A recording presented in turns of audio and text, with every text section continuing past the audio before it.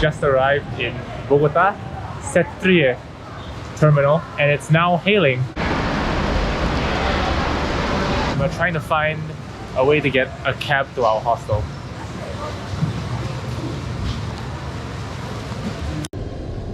And the cab is too small for all your stuff. Hopefully we're going the right direction.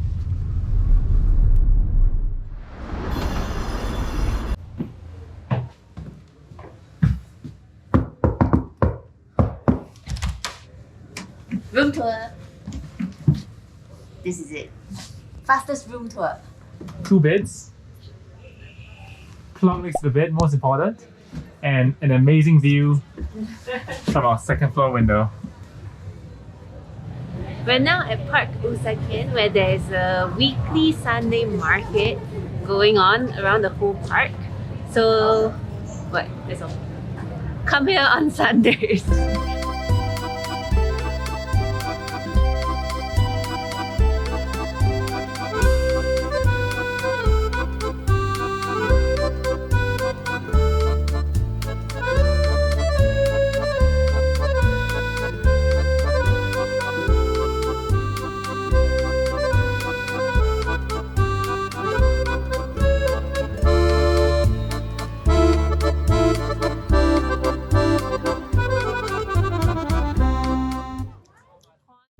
So in Bogota, Uber is not technically legal, so you're supposed to sit in the front seat to pretend to be the friend. And we're all friends here. He's a nice Chinese friend.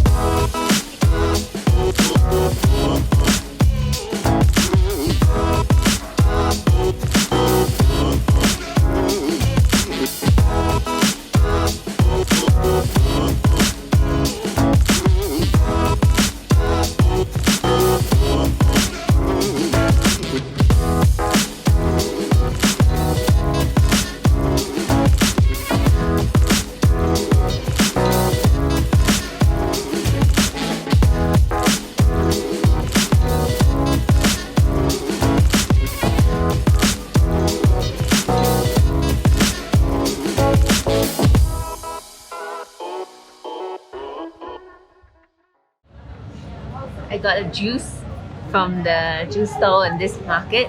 It's maracuya and lulo. So maracuya, I think it's passion fruit. I'll check.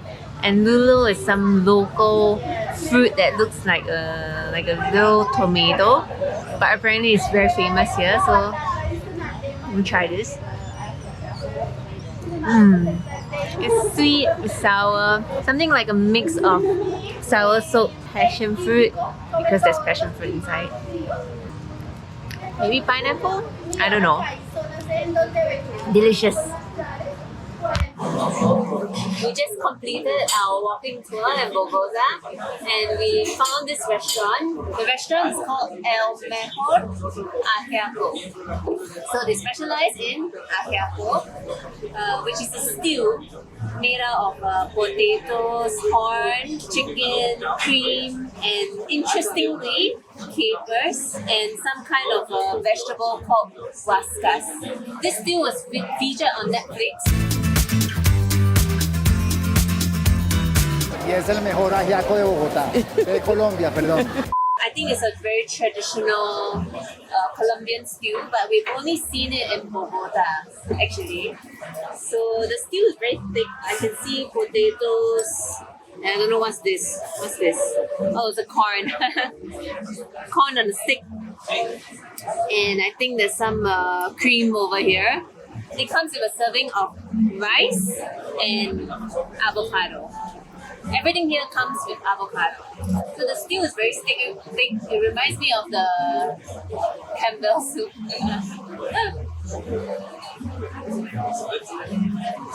It's very savory.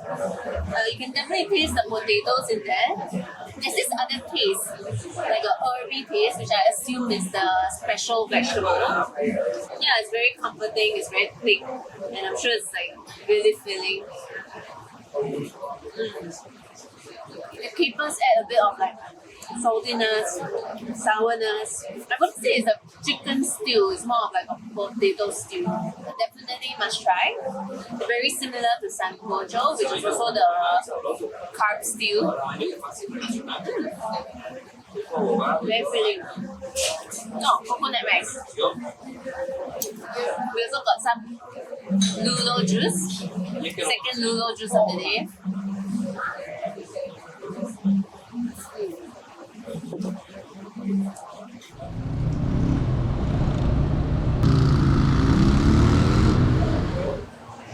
It's our last day in Colombia and we're spending it in one of the most iconic coffee chains in the country, Juan Valdez Cafe.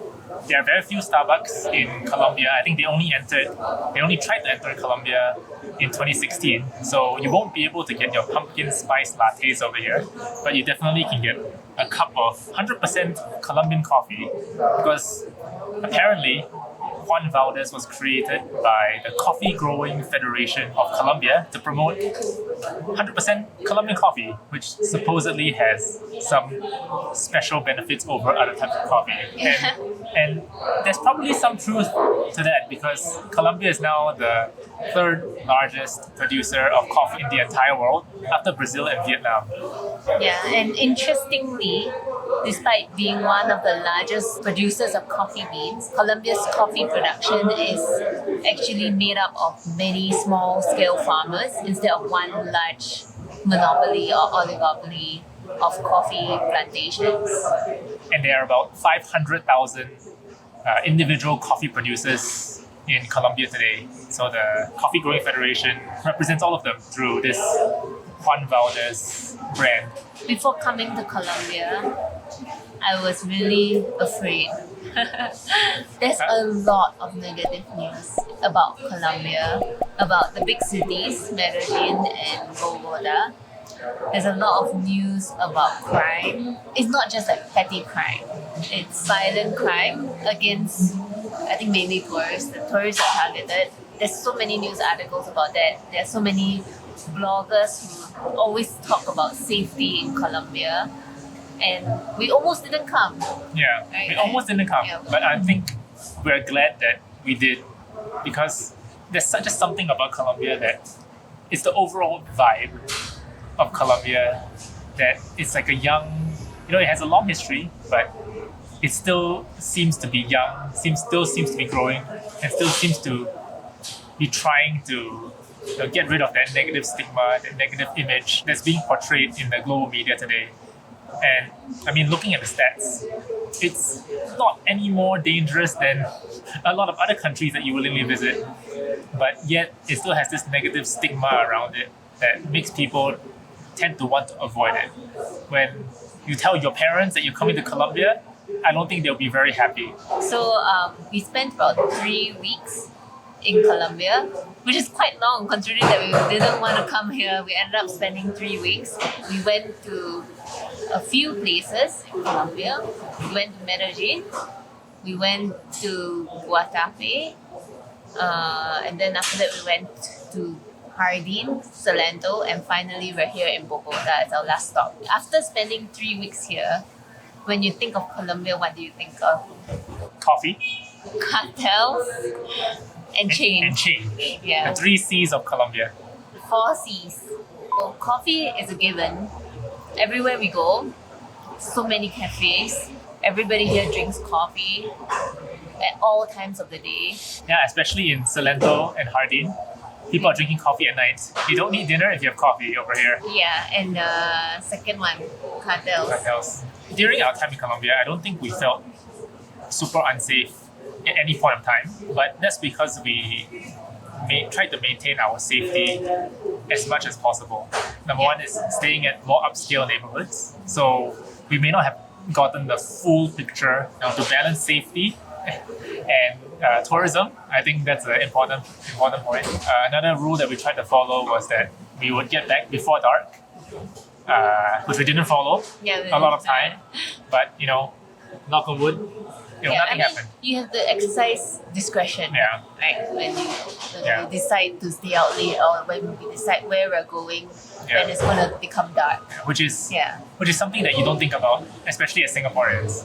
Apparently, some people feel 100% safe in Singapore, walking around at night in the dark alleys. 100%. But that's not something you can do here. That's probably the only downside of Colombia. It's mentally tiring Yeah. to always be aware of yourself, aware of your surroundings. Yeah, it is tiring. But I think the most important thing is that Colombians themselves are wanting some change. They don't want the world to view them as a dangerous place. They don't want the world to only think of the other sea. All Western media loves to romanticize and depict the criminal, but I think change is on the horizon. Like we said on the Medellin post, the two bird sculptures is quite symbolic of the change that's happening in Medellin and the rest of Colombia. From their very violent and tumultuous past to something new, Yeah. something fresh, something beautiful, something new. Yeah, so I think they really want to change, and they are trying to change especially with the public transportation. Medellin has trains, it has the cable cars. Bogota is trying to build some trains. They have a bus system, but they're trying to build a metro system, and they have elected a new president. One of the most left-wing presidents to ever be elected in any country. So those are the 3 C's. Would you recommend Colombia as a travel destination to your friends and family? Okay, if you're going on a long trip into South America, definitely make a stop in Colombia, right? I think everything is nice, but it's just nice. There isn't, like what I said, there isn't something epic, there isn't something like spectacular about Colombia. It's just nice. So if you're going on a long trip, make a stop to Colombia. But if you're going if you're taking leave from work and you have maybe 2 weeks or 3 weeks as a holiday, go to Mexico. Maybe go to Peru. But I don't know, what do you think? I think Colombia grows on you the longer you stay here. Maybe not Bogota, but the rest of it definitely does. And I think it's because, for myself, I don't enjoy the big cities. And the small towns in Colombia really are very comfortable, very quaint, very inviting. I think without the stress, without the competitiveness of a big city, all of that dangerous stigma sort of goes away. Yeah, in the small towns, Guatape, Jardín, Salento, we never felt like we were unsafe. Yeah. The locals don't tell us to not to avoid certain areas. It's just, I think the community there is much stronger. Yeah. And you're only met with kindness and compassion. And unfortunately, Medellin, Bogota, like any big city, right? People are in all the big cities.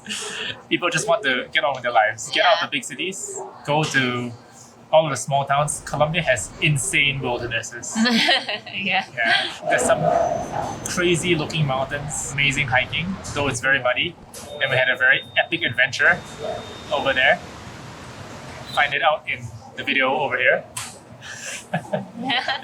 The one thing that we didn't mention about Colombia is that it's cheap. Everything is really cheap. Okay, you can get breakfast for $3, $2 even. Lunch can be less than $5 for an entire platter Menu del of dia. food. Yeah. Dinners maybe not so much, but overall it's a very affordable place, and that's probably why all the digital nomads are over here. Yeah, it makes sense. I think the conclusion is that Colombia is on the brink of change. I can see in 5-10 years time, Salento, Guatape, Jardín, it's going to be full of Hilton, Hyatt, Wyndham, all the big brand hotels. You're going to have a bunch of flag waving tourists all over the place, and it's just not going to have the same vibe, the same appeal anymore to backpackers. They're looking for something different, something new, something unique that they can't get elsewhere in the world. So it's definitely on the brink of change, and I'm hopeful that it's going to be changed for the better, and all of that stigma and negative news will disappear, and Colombia will be a new top travel destination for Yeah. a lot more people in the years to come. So that's the end of our trip in Colombia. See you in our next country.